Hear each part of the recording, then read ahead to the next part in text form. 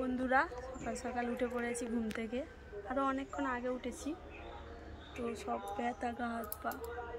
কাজ করা অভ্যাস নেই তো, ঘরের জন্য করতে হচ্ছে। মানে কাজ করা বলতে এইসব ইট বওয়া, মাটি বওয়া এইসব তো আমরা করি না, আমরা রান্না বান্না করি। তো এইসব কাজ করে সব গা হাত পা ব্যথা হয়ে যাচ্ছে।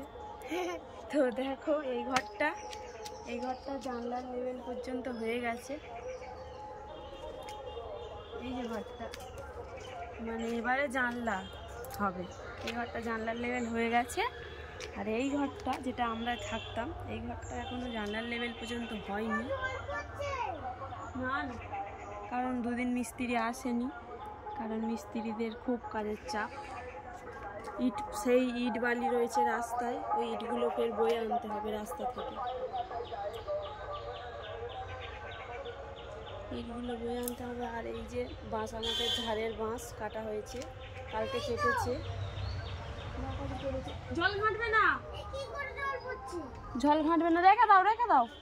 কারণ ওই বাঁশগুলো মানে ভাড়া করতে হবে, না হলে গাঁথতে পারবে না। উঁচুতে কীভাবে গাঁথবে, ওই জন্য কালকে বাঁশ কেটেছে ভাড়া করার জন্যে। তো ওটা পাইপ লাগানো, ওই জন্য জল পড়ছিল। তো শুধু কাজ আর কাজ করতে হচ্ছে।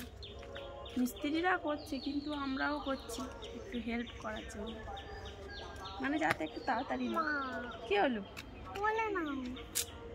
আরে সব সময় বিরক্ত করে, শুধু থাকে বলে কোলে নাও। একই হাতে ব্যথা,